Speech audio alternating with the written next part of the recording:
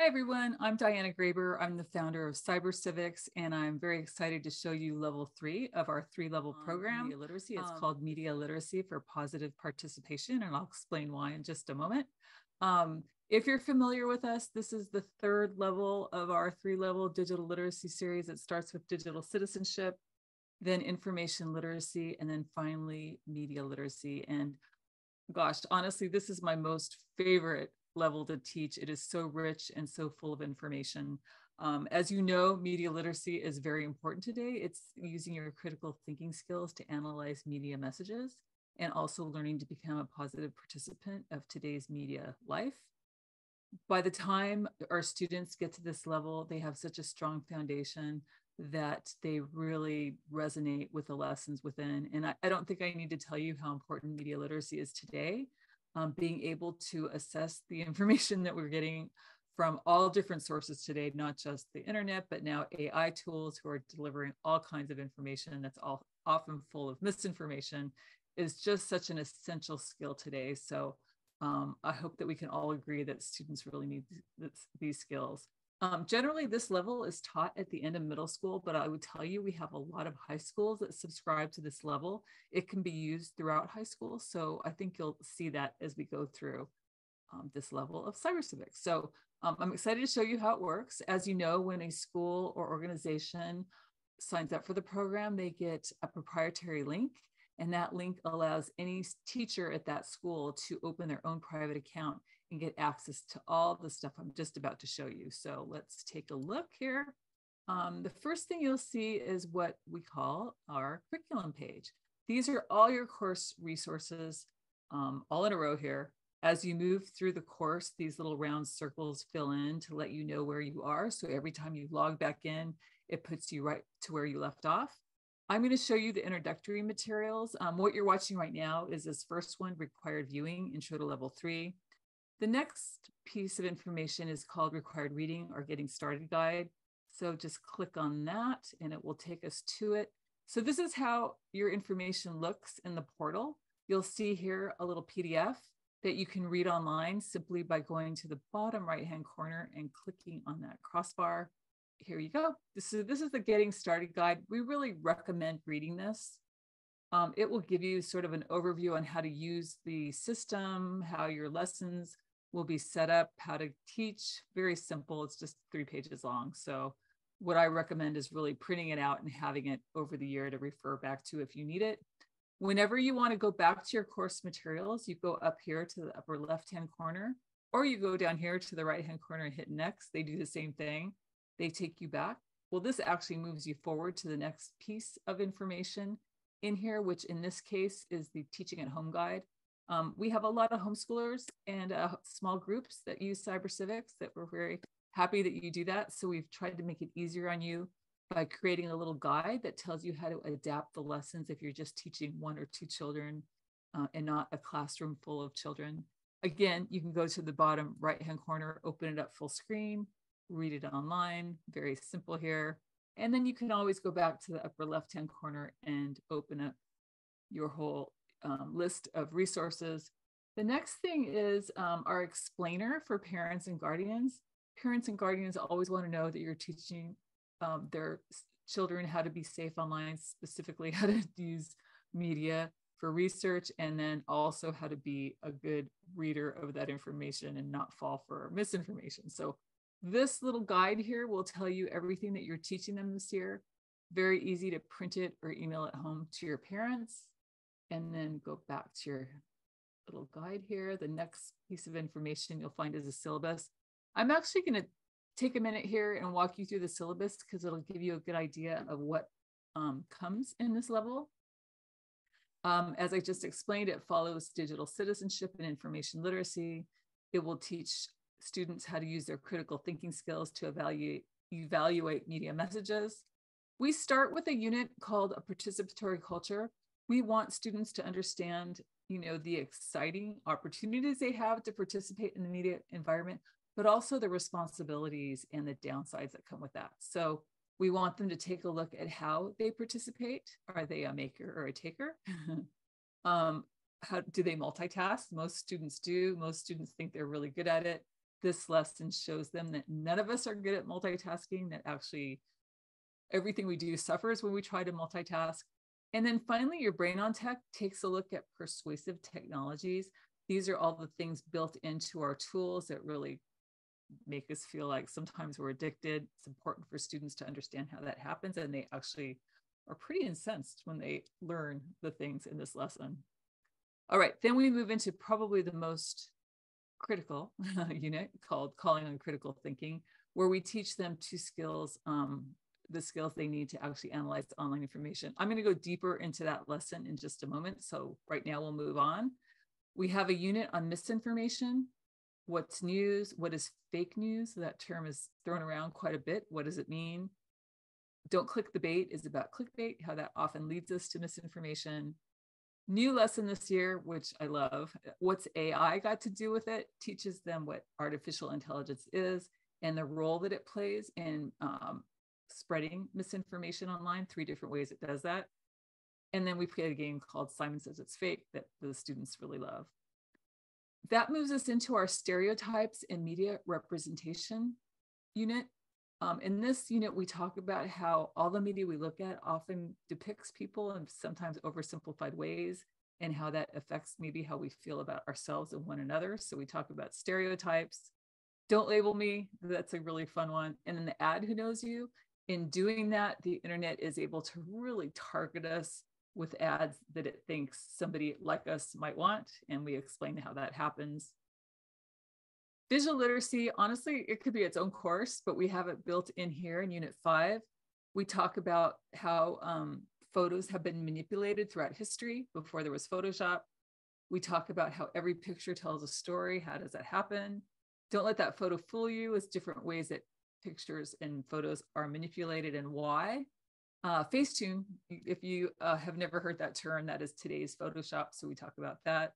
And then finally, it's not just people who get edited. Sometimes it's our products like food. Because sexting is a really critical topic to cover, we put it here after visual literacy because students have just seen how there's so many visuals all over the internet, but at some point you have to draw the line on what's appropriate, especially if you're sharing photos amongst one another. Sexting is one of those examples.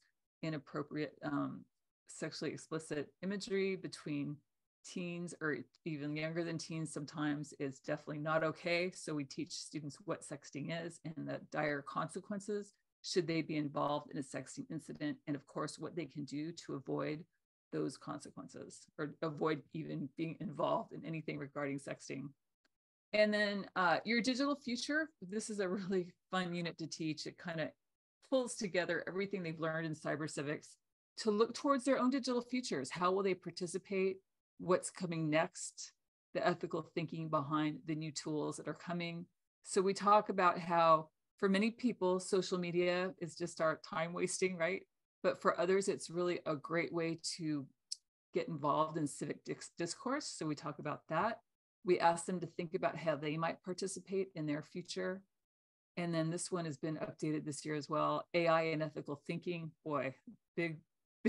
This again can be its own course, but just about how we really have to think about the tools we're putting out there in the world and who is doing the ethical thinking about these tools and what are the implications to society. That's a very full lesson. And then making technology accessible to all. I really want to thank Sony, who works with us, for creating this lesson about thinking about how tools can help people with certain disabilities and how we can maybe improve that in the future. And then we take a look at how they participate now. Are they still a maker or a taker, or have they changed the way they participate with media? In this unit, we have an extra unit on research skills. These are advanced research skills that build on what they learned in level 2. Great for students who are working on an 8th grade project or a passion project at the end of 8th grade or even high school, but they have advanced search skills, how to search like a pro, how to cite. Citing online sources is very tricky, so we teach them how to do that. And then we review copyright, fair use, and public domain. So as you can see, this is a super full year. I'm going to show you one of the lessons, how it's set up. But first, let me show you our student pre and post assessments. We put these in here because a lot of schools and teachers like to assess their students at the beginning of the year and then again at the end. to see what they've learned and how they progress. So we make that easy for you with a little quiz here that you can print and give in the classroom, or you can upload it to whatever online service you might use and the kids can type online. And then with that, you have your little assessment key. All right, so as you can see next, you have the actual lessons. The way they're broken out is their units. This level has 7 units plus the extra unit. So there's a lot of lessons here. There's always about 2 to maybe 3 or 4 lessons per unit. And each one has a different topic. And so I'm going to scroll down here and show you our unit on calling on critical thinking, because it is critical, and show you how it's set up. So when you go to each unit, the first thing you'll see is the teacher guide. So I'm going to open that up here. Again, you can read it in your portal, or you can go here to the lower right-hand corner, open it up full screen. So every teacher guide is very short, I promise you. It's only 2 pages long, but it'll give you a little background on the unit, anything you may need to know to deliver the lessons. And then teacher prep, honestly, you don't need a lot of prep. When we've done research with our teachers, they've told us that, 5 to 10 minutes, you're ready to teach the lesson. But if you do want to take a deeper dive into the topic, we give you some prep materials here. Oftentimes it's outside research, or it goes to our CyberWise website here. We usually have a hub on almost every topic that we teach, full of information for parents and teachers. So you're welcome to check that out. And then we have some additional resources for you as well. All right, so if you go back here to the materials, you'll see the next one is my favorite. It's the home activities. I'm going to open that up full screen as well. So every unit comes with one of these. It's a send home parent letter that talks about the activities that they will be teaching in the classroom, or you will be teaching in the classroom, and it gives you ideas of things that they can do together at home. One thing that's really different this year is that we've added a bunch of student videos to the curriculum, 60, if you can believe it or not. And so we thought, gosh, wouldn't it be great if parent and student could watch these videos together at home and talk about what they learned, so that you can have that discussion go into the evening where a lot of digital activity happens, right? So what we did is we've uploaded the videos in a place, it's a private little site on YouTube where parent and child can watch them together at home and discuss the topics. And then we give them little activities that they can do. So that's a really great way to extend the learning into the home environment. Okay, so then you have the actual lessons. I'm going to show you this lesson. It's lesson number 4, analyzing online information. This is pretty typical of every lesson. This is how they are set up. Here you have all the resources you need to teach the lesson in a multiple different ways. So what you see here is the lesson PDF, and it can also be downloaded. So if you click that, it will just download to your computer. You can print it, or you can do read it inside your portal. So this is basically your script for delivering the lesson. There's a little paragraph that tells you what the lesson's about. We've aligned every lesson with the Common Core ELA standards, English Language Arts standards. They're also aligned with the ISTE technology standards for students. And then finally, every lesson is definitely a social emotional lesson. So we've aligned them with the CASEL SEL, social emotional learning competencies. I hope I said that correctly. But anyway, you'll find that here also in the educational alignments. Then we've got the learning objectives, what you will accomplish with this lesson, and then basically your script for delivering the lesson. So if you do not use technology in the classroom, that's okay. Everything you need to tell the students is here in black and white. You can discuss this in the classroom. If you like to use the slides, we make that really easy too. So I'm going to go back here to our main page where all the resources are. So, whoopsie, let me move forward. Sorry, I went to the wrong lesson. This is your main page here. So you'll see here a couple things. Under the summary, if there are videos embedded in the slides that you would like to watch independently or send the links home to your parents, we give those links here. Remember, it's also in the parent letter, but it's here as well. And then we have slides for every single set of lessons. So I'm going to show you the slides for this lesson because it'll show you how easy this lesson is to teach. These are the slides. I'll open up the slideshow. So this is called Analyzing Online Information. It was updated from really current research from the Stanford History Education Group about how to do online research for students. So you'll see that embedded within. The first slide, don't get duped. It's easy for just about anyone to post anything online. Therefore, you must think like a detective in order to avoid getting duped. Lateral reading, this is something that the researchers at Stanford really wrote a lot about in their research about lateral reading. So important for students to know how to do this.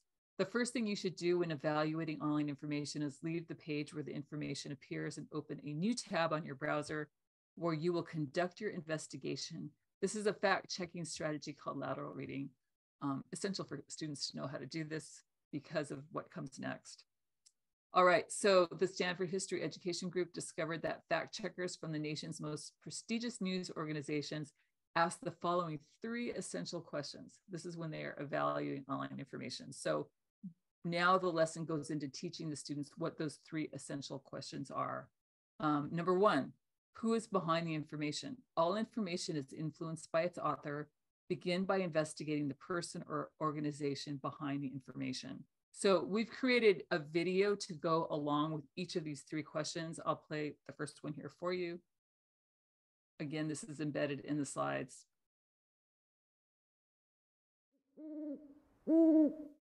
With the internet literally at our fingertips, it's easy for anyone to post anything, anywhere, online, at any time. It's much, much more difficult to tell what's true, what's sort of true, and what is completely, well, bonkers. That's why it's up to us to think like detectives, so that we don't get duped or completely misled online. Fortunately, researchers at the Stanford History Education Group have been doing a lot of work in this area.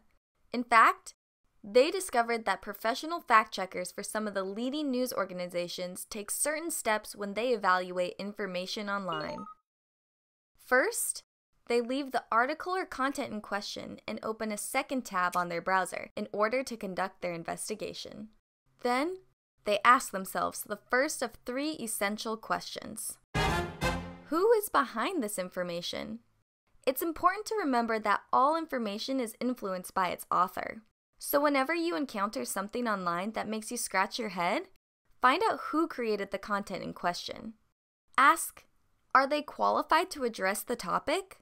Are they a subject matter expert or just a random YouTuber or TikToker? Find out if the author has a financial incentive for posting the information. Are they a paid or wannabe paid influencer? Is it a sponsored post?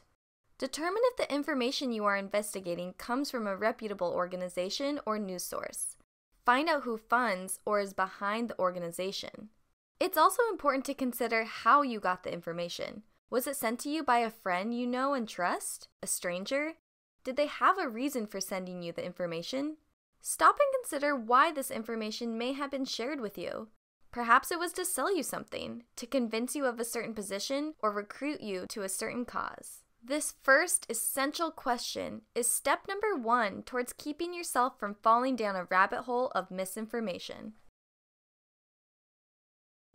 Okay, so the slides continue, and it kind of reviews what was in the video. And we do that for a couple of reasons. Well, it's important to review, number 1, right? This is very important information. I think we should all do this every time we encounter misinformation online. But also it allows you as a teacher, if you decide not to show the video, to just go through the slides.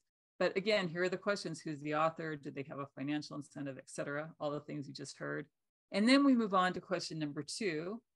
What's the evidence for the claim? It can be tempting to accept online information at face value. Anyone can make an attractive website, write a convincing blog post, or sponsor an ad that looks like information.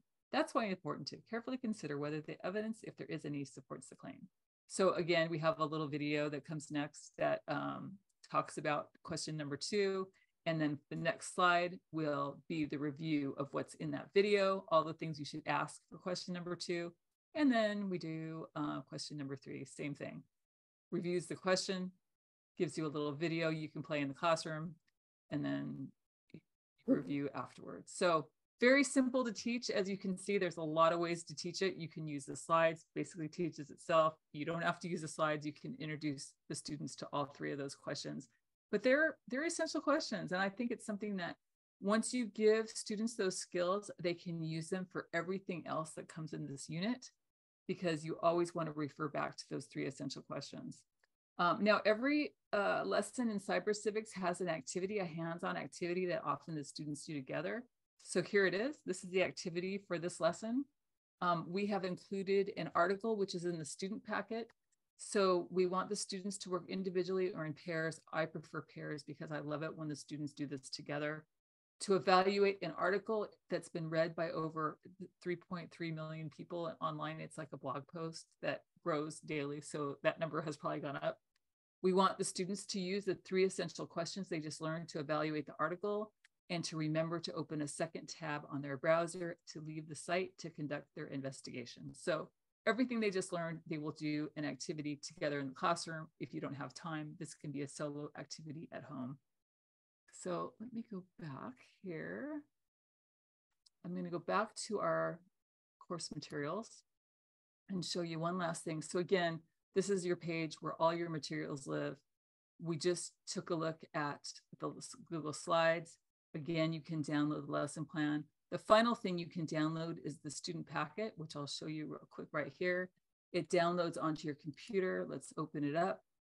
So here it is. This is the student packet. It has the article that we just talked about.